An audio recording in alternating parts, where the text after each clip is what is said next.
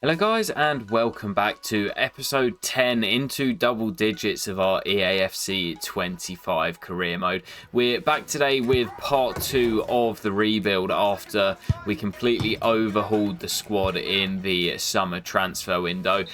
We've got match day 1 of the Premier League season coming here away at St James's Park as we take on Newcastle. But before we get there, we need to sign a new number 1 after losing Aaron Ramsdale to Chelsea last episode. Well, I've got two real contenders on the shortlist. We've got Aaron Muric of Ipswich and Mads Hermansen of Leicester, both of course relegated back down to the Championship. I think I might be swaying more towards Muric here. He's 6'6", so he's got that really tall frame, and he's got the cross claimer as one of his play styles, which I really like. And I think in terms of value for money, Muric might actually be the better option here. So we've already signed Leif Davis from the Tractor Boys. Now I'm going to try and bring in Muric as our new number 1. Funny thing is, we've got Bazunu as well, who's I think actually a rating higher than Muric at 77. So we have already got a pretty decent keeper waiting in the wings. But I do want to bring somebody in. I'll go 8.25 for Muric, and Ipswich are happy to accept. So the big 6'6" Kosovan is in from Ipswich, and interestingly enough, like I say, we've already got Bazunu, who you could argue is maybe a better keeper. I am going to stick with Muric as our number 1. He's taken the number 1 jersey.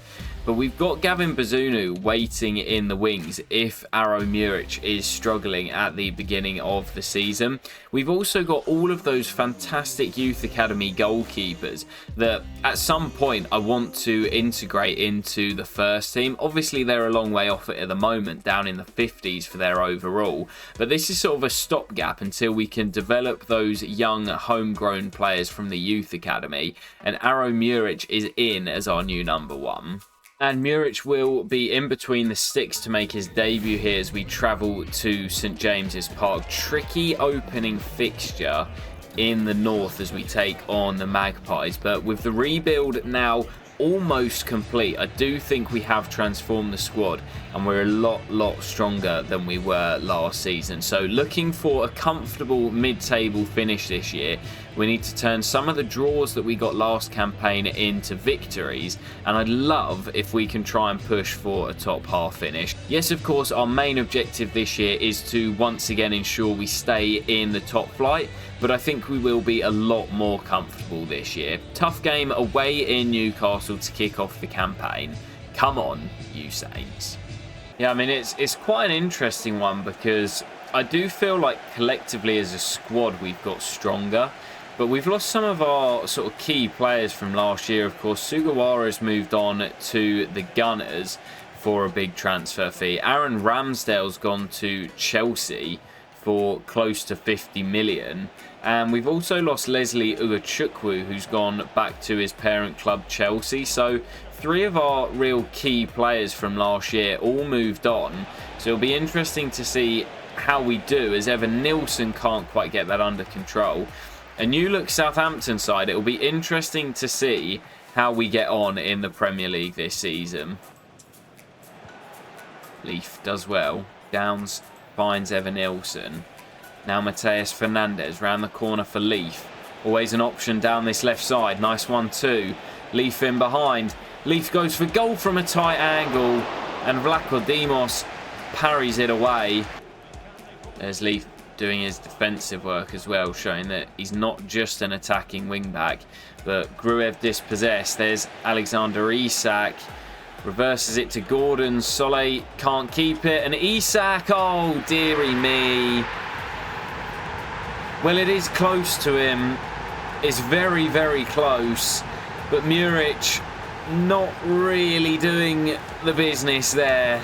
It's unlucky. Solé wins it back and, well, he's got to save that, hasn't he? When you see it on the replay, he really has got to save that. We've just brought him in. He's parried it onto his own boot.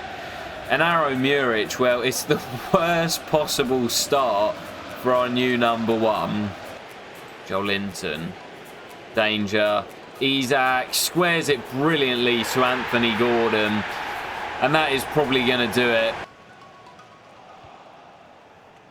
Oh, no. No, that's so poor. What on earth are we playing at? That is so poor. The game's done. And we just give away a really cheap third goal right at the death. That's just really poor and naive from Southampton. A really humbling defeat on match day 1. And even with all the new signings that we've made, it's a similar story. We didn't create enough. We can't put the ball in the back of the net. And really poor defensively today as well. Anthony Gordon with 2, Isak with the other. Those 2 terrorise me. And it doesn't get much easier for us with a trip to Villa Park coming next. Well, we have got a deal going through here, and it's Ross Stewart. We couldn't get him to Sunderland as part of the Trey Hume deal in the previous episode. But he will be staying in the Premier League as he joins newly promoted Leeds. There is a loan bid here for Cameron Bragg as well, so we'll look to get him out on a 2-year loan. As we approach match day 2 of the new season. I think we're just going to dive straight into that. You know, match day 2 of the season, Aston Villa got off to a fantastic start, winning on match day 1, and things don't really get much easier for us as we travel to Unai Emery's Aston Villa, who won by 4-0 on the opening day. Yeah, we've got to be better today, and I think the poor performance at Newcastle sort of stemmed from that first goal. We were in the game, we were solid, we defended well, and then when that first goal went in, we just sort of struggled to keep a foothold. So we've got to try and stay in the game for a little bit longer today. Batawu coming in off that right-hand channel, finding Flynn Downs. There's Brereton Diaz. Now he can come inside. Brereton Diaz strikes, and it's a good save by Emi Martinez in the Villa goal, but that's much better build-up from the Saints, actually creating a decent opportunity. Yeah, everything's been there today except the goal. That's the one thing missing, and it was the case so often last year, but we've played a hell of a lot better than I think any game we had last year. This has been a really good performance as Downs gets away again and strikes, and this time we do test the Argentine Emi Martinez. Fernandez will swing the corner in, looking for the new man, Solé! And Martinez saves with his feet. Batawu down this right-hand side. There is Evan Nilsson, Brereton Diaz, and Evan Nilsson again! And it's Emi Martinez once more in the way. Fatawu will swing the corner in. Evan Nilsson's in there. Evan Nilsson, it's loose, and it's cleared. And Villa are on the ropes. And now it's a corner for Villa as the home fans are up. Swung into the middle. Muller heads on. And that's better from Muric. And it's over the top behind for another corner. But a good glove from the Kosovan, looking for his first clean sheet of the season. And he's come for that and not got there. But Evan Nilsson heads clear. And we do look destined for another 0-0 draw in the Premier League. Our first of the season, but certainly not our first of the save. And there is the whistle, and it is our first 0-0 of the season. It's not a terrible result away at Villa Park against an Emery side that we know are so difficult to beat here. We couldn't get the win, but we do get our first point on the board. And I think we've got to respect the point away at an Aston Villa side that won by 4-0 on the opening day. Well, you know what? Before we jump into our next game, I am going to make another signing. And I said I want an attacking midfielder. I've got lots of names on the shortlist. Sem Stein from FC Twente. Christoph Baumgartner, who's now well out of our price range. Baturina, Chaibi, Angel Gomez, Michael Folorunsho from Napoli as well. I really like the look of this guy. But we know Southampton have a rich history of signing and developing young players, and I think this guy, Sem Stein, I don't really know much about him, but I think he looks fantastic as a young attacking midfielder playing in the Netherlands. I really like his physical stats. He's got a little bit of pace about him, high agility, high balance and really high stamina. The reactions and the attack position are good, and physically great ball control, good shot power and long shots, and the dribbling and finishing is very good as well. And I think having a bit of competition for Matheus Fernandes will be really good for both Stein and the Portuguese attacking midfielder. I need someone who can step in when Matheus needs a rest, and I think this is my man. Well, I'm going to go in initially just over the market valuation at 14.5 million. I think they're going to want a bit more, but no, they're not. Well, maybe we could have got him a little bit lower. 9% sell-on clause, but 14.5 million for the Dutch side FC Twente, and Sem Stein looks like he's on his way to England.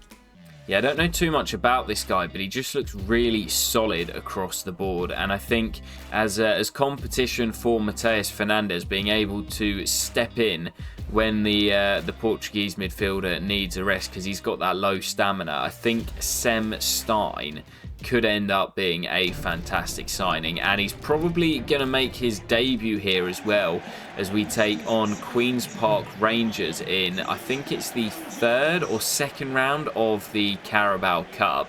So jumping into this next game, we then face Everton in the league before reaching transfer deadline day, but this should hopefully be an easy progression to the third round of the League Cup. Smallbone into Stein, and Stein finds Edozie, and Edozie still has it, and there's Michail Antonio, and right before the break we get our goal, and it's the veteran Michail Antonio who opens the scoring. I was just starting to get a little bit worried that we might not be scoring and we might be heading for another 0-0 draw and another penalty shootout, but Michail Antonio, we brought him in January of last season to fire us to safety in the top flight, and he's still got a role to play even with the signing of Evan Nilsson. That's great feat, and Stein finds Antonio again, but he can't hit the target.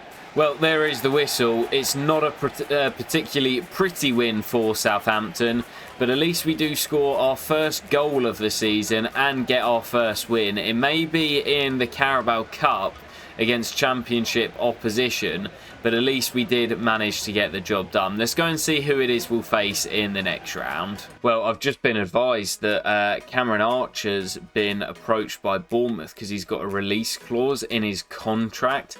£21 million. I don't really want to let him go for that fee, and I think he's pretty happy at the club at the moment. He wants a bit more game time, which is fair enough, and he will start to get it. But I'm going to sit down with Cam and say, don't head to Bournemouth and stay here at the Saints, and we'll give you some more game time. Well, as we see that Cameron Archer has agreed a new contract, a 1-year extension on what was already a 3-year deal. But let's find out who it is that we will face in the next round of the Carabao Cup. It's not been drawn yet. Okay, there's still games to be played.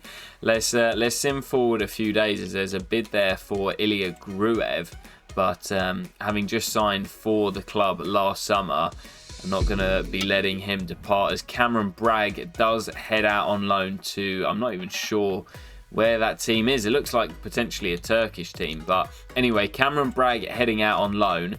Ilya Gruev will not be leaving, and Southampton are facing Nottingham Forest, a reunion with Adam Armstrong in the third round of the Carabao Cup. Right, well, jumping into our next game before we head into transfer deadline day, it's Everton at home at St Mary's, our first home game of the season. Everton a win and a draw to kick off the campaign, undefeated, but this is definitely a game that I'm targeting all 3 points. I'd love the new man Evan Nilsson to get off the mark with a goal as well. Come on, you Saints. Yeah, it's not a bad side that Everton have got, and they had a good season last year, but I definitely think at home, where we are generally slightly better than on the road, we should be targeting at least a point, if not all 3 here against the Toffees. It's been a pretty tough start, but we did get our first win of the season, albeit in the Carabao Cup in the previous game. So hoping, as I said in the intro, we can get a goal for the new man Evan Nilsson, and we can get our first league win of the season, because the longer it goes on without that, the more I'm going to start panicking. This is a nice build-up, and Fernandez's shot is blocked. Fernandez, Brereton Diaz, Fernandez again on the edge of the box. Decent strike, and it's tipped over. I'm not sure who's in the Everton goal. Oh, that's brilliant. Fernandez wins it back. Evanilson, can he get away? Evanilson, unselfish. Brereton Diaz denied by Beadle, and the corner is prevented. It was a really good centre-forward play by the new man, Evanilson. Couldn't quite get the chance to go himself. A couple of changes for us as we've been putting pressure on that Everton goal. Just haven't been able to find the breakthrough. Here is Stein, and there is Archer on the turn, and again an Everton body in the way, but it's all Southampton pressure. Aribo into Stein, and now Brereton Diaz and Davis into Archer, and he's put it wide as Stein finds Archer, and Stein's gone again, and he's not going to reach it, and it's going to be back-to-back 0-0 draws in the Premier League. First one was a decent result away at Villa Park, but this one feels like 2 points dropped. We were on top, we had the better of the game, but we couldn't find the goal. And to add insult to injury, I noticed an injury there right at the end with somebody, I'm not sure who, staying down. I hope that's not a serious one. Well, it's Leif Davis who's injured the new man. How serious is it? It's a sprained knee that will keep him out for 4 weeks. Well, that is bad news. And it's such a shame that, because he started the season so well. But into deadline day here, I don't think we've got anyone left. Yeah, Jack Stevens is still listed, but I've decided I'm just going to keep him and run his contract down for the sake of a couple of £1,000,000. Now, looking at what we've got on the shortlist, I want to bring in a central midfielder. Now, I've got a couple of different options. I do want to bring in a more defensive piece, and I'm looking at Yusuf and Diashime from OGC Nice as like a real holding midfielder.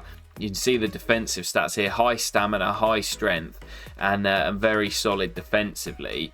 But I'd also quite like to bring back JWP, and we can get him for, well, just under market valuation, they reckon. No longer needed at West Ham. So what I'm going to do is see if we can bring in Ugachukwu on loan again. And if we can, then he's our defensive piece sorted, as he is more of a defensive player. And then we can bring in JWP as well.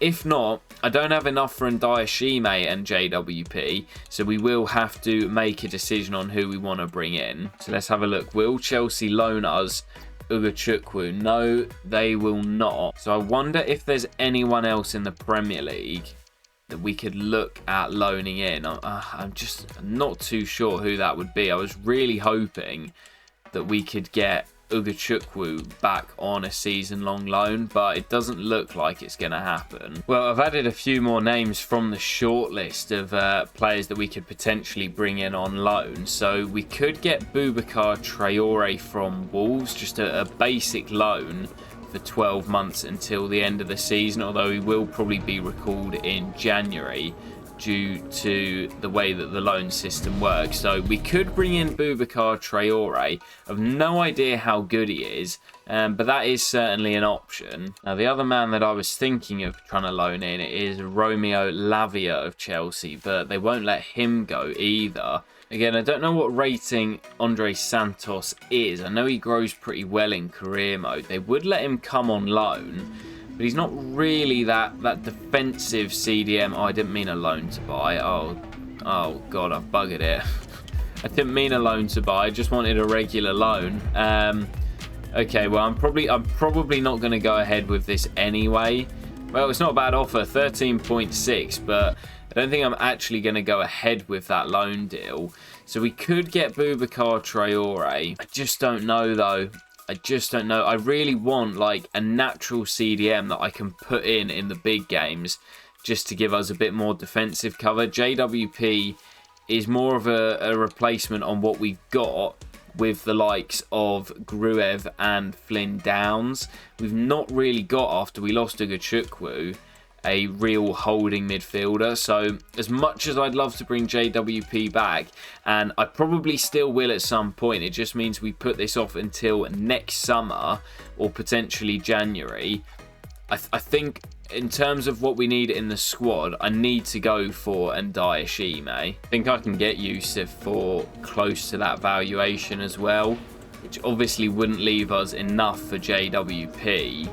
But yeah, I think this is what we need for the squad. JWP is more of a sort of nostalgia. Everyone would want him to come back to the club, and I do think next summer I will probably go in for him in his early 30s. But Ndiaye Shime is exactly what we need at the club. The perfect player to come in and give us a little bit more defensive stability. Unfortunately, we just couldn't get the deal for him and JWP over the line. If I had enough money, I would have brought both of them in and probably looked to shift on Smallbone in January. But Yusuf Ndiaye Shime is in, and I am really, really looking forward to using him. I think he's a really solid pickup. Now, the one thing I am unsure of as we advance through is whether those loan deals are still going to go through, because I don't really need Traore and Andre Santos, and it does, oh God, it does look like they're going to go through. I thought we might get a second option. Well, I mean, I'll take Boubacar Traore. I've no idea how good oh my God, we've got both of them. Oh my goodness, we've got both of them. Okay, well, I mean, they're probably both going to be recalled in January, but we've got both of them. Traore 73, Santos 76. We'll probably do a job, Andre Santos, because he's decent. He's probably better than Will Smallbone. So that's actually not a bad little signing, that. But I don't think Boubacar Traore is going to play much, and he will probably be recalled by Wolves before the when the January window rolls around. Well, that is probably going to do it for deadline day for us, at least, though. I wanted one midfielder and I've ended up with 3. I didn't really mean to spend the cash, as I did want to keep a little bit in the kitty. I think we've still got like 2 or 3 million, so I guess, yeah, if we need to make any, if we need to do any contracts or anything, we've just about got enough in the bank. But that will do it for deadline day. Let's skip through the final few hours, as I'm not letting anyone else depart. And yet the top deals on deadline day, Oyan Sonse has joined Man City for 84.8 million. Fikayo Tomori is back in England as he's joined up with Arsenal for 69.4. And Morten Hjulmand, big fan of his, he has joined Tottenham for 48.1 million from Sporting Lisbon. Great signing that from Spurs. But we've got an international break now. But jumping into our next game, it is Wolverhampton Wanderers. We're still waiting for our first win of the season. I said I wanted us to be comfortable in mid-table. Yes, it's still very early doors, but we do need to make sure we get that win on the board. So Wolves away at Molineux. Big game here. Come on, you Saints. Well, you may have seen from my lineup pre-game, I've gone a little bit more attacking in this one. 4-2-4 system that we've got set up with Cameron Archer and Evanilson up top. And Ndiaye Shime comes in as a sort of anchor man in that holding midfield role. And we've also got Joe Aribo, because I think he gives us a little bit more energy than either Gruev or Flynn Down. So, yeah, trying something a little bit different. I really want to close out the episode having our first win on the board in the Premier League. So I'm going for it here at Molineux. Soleil out to Walker-Peters. Now it's Fatawu and Aribo. Just slowing things down. There's Fatawu again. And Evanilson on the spin. Evanilson in behind. Can he finish? Big save, and tipped over the top or headed over the top by the defender. Well, still deadlocked at the break, but a little bit more promising from Southampton in an attacking sense. We have looked a little bit brighter with the 2 up top, but still the same problem that we cannot put the ball in the net on a consistent basis. Fatawu still central. And Archer round the corner. Brereton Diaz! There's the goal! And it's Ben Brereton Diaz who grabs it. We've gone more attacking today. We've been brave. And with 25 minutes to play, it has paid off. Well, there's the goal for Southampton. I have now made a few changes as Yusuf wins it back again. He has been absolutely incredible today. I've made a few changes and gone back to our more traditional 4-2-3-1. Now that we've got the goal, I'm happier to sit in our shape a little bit more, soak up the pressure, and see if we can hold out and claim our first Premier League win of the season. Where is that whistle, ref? And Yusuf has to be careful and does win the ball, and that is going to do it. And the Saints will pick up their first win of the season. Another clean sheet for Muric, but it was our bold tactic going 4-2-4 that paid off and gave us the win. Ben Brereton Diaz with his first goal of the season, and nice to see a slightly different tactic giving us a winning feeling. Fantastic defensive display as well. Yusuf and Shime was fantastic today, and the Saints get their first Premier League win of the season on the board. Well, a fantastic win that for the Saints, but I would like to squeeze in one final game as we host newly promoted and currently rock bottom Luton Town. And that's another great opportunity to get a win on the board. But before we jump into that, we have got our next batch of scouting. So let's see what we've got. Nothing so far from Senegal. Couple of decent looking players. Jamie Oakley looks very good along with Kai Vaughan.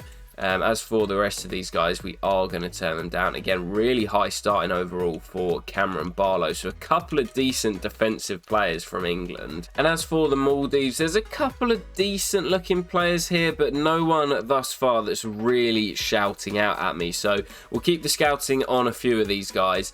But as I say, still waiting for that absolute gem. Right, let's jump into our next game. It will be the final one of the episode. Hosting newly promoted Luton Town. Currently bottom of the table.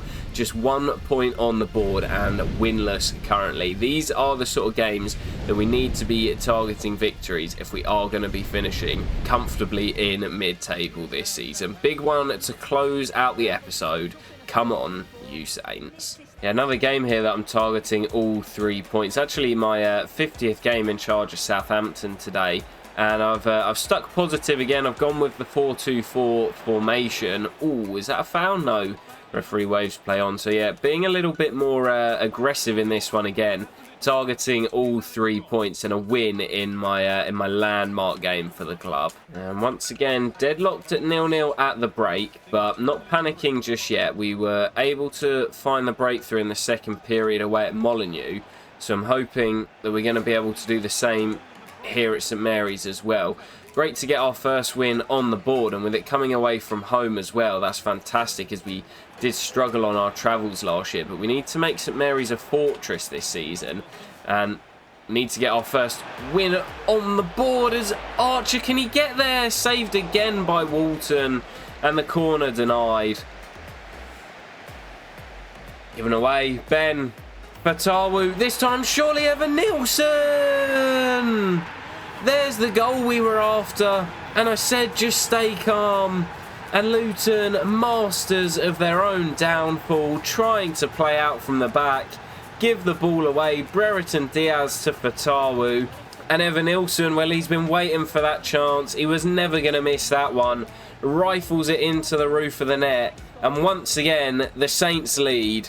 And there is the whistle, and the Saints do hold on. It's back-to-back 1-0 victories in the Premier League. But the new system working in the games where I fancy us to pick up the 3 points. Back-to-back wins, first away at Molineux, now returning back home to St Mary's. And a first goal in Southampton colours for the new man, Evan Nilsson, as well. Perfect end to the episode, and we should be sitting exactly where we want to be in the Premier League table.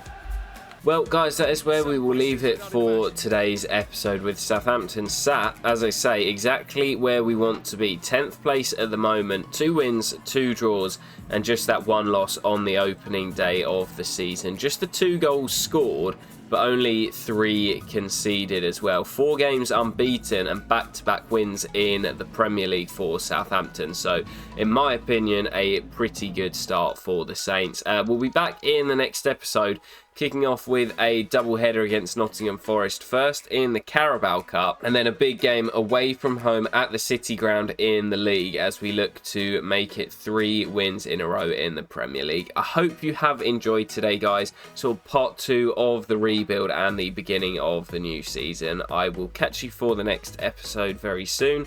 Take care and peace.